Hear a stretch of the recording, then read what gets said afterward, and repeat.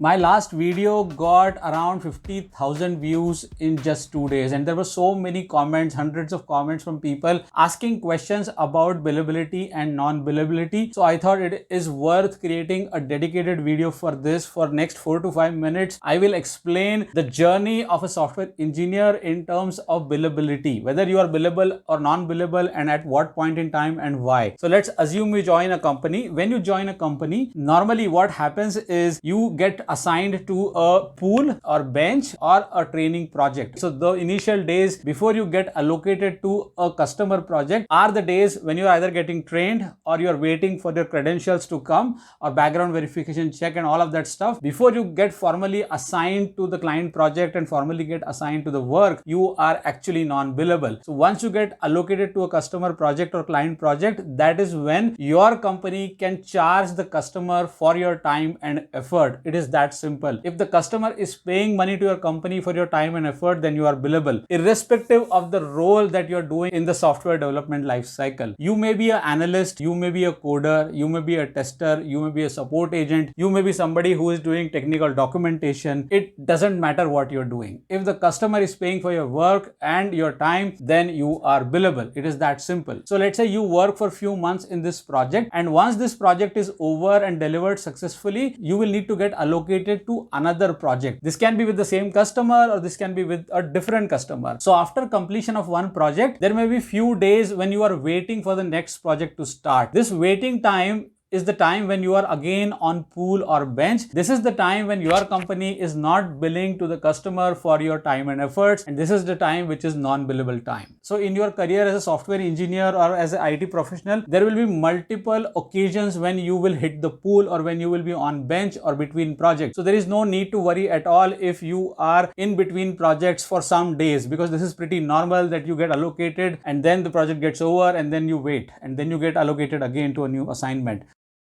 What is of worry is if you are on the pool or bench for an extended period of time, if you spend a lot of time on the pool without any project, if your resume is getting shared with multiple customers, you are going through interviews for different client assignments, but you are failing, then this is a cause of worry, because each company has a bench policy which says that you can be on the bench or pool for X number of days. If those X number of days have passed, then the company has a policy to let you go. So that probably is a cause of worry, but in most cases, if the company is getting projects, if they have a good pipeline, then they will want to allocate you. They want you to get into projects as soon as possible. So it is up to you also to clear those interviews and get assigned to the new work as soon as possible. So that's a very common scenario which we have gone through. Now there are questions around internal projects. As soon as you get a job and you join a company and you know that you are going to work for an internal project, the term internal itself means this project is not for the customer. This project is internal to the organization. So you can be building a software, but you are actually not building a software for the customer. You are building software which is going to be utilized in-house. So for which no other customer is paying to your company. Your company is spending money on you, your salary, or on the infrastructure needed for that software from their own pocket. So it's an investment from the company for their own internal consumption. Okay, so such roles are also important roles because companies need some internal softwares also to run their operations.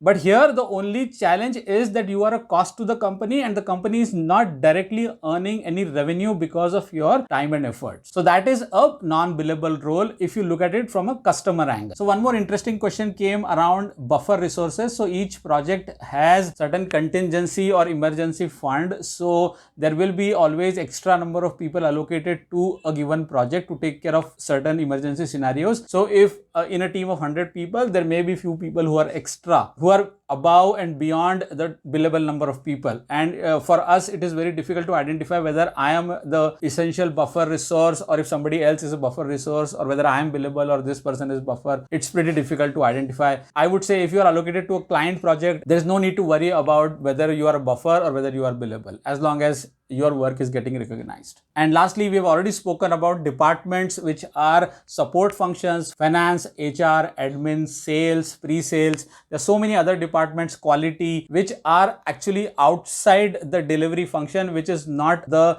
customer work. These are all support functions which are very important to run the organizations. All of these are not directly billable to the customer. And sometimes people are asking me whether PMO role is billable or not. So the PMO role, which is internal to a service organization where customer is not paying, is non-billable. If the customer themselves want somebody who can be part of their PMO organization and they are ready to pay you, then that is billable. It is very clear. If you're doing work for a customer, you're billable. If you're not doing the work for a customer, you're not billable. All right, that's it in this video. I hope you liked the details. Let me know your thoughts in comments. Bye for now.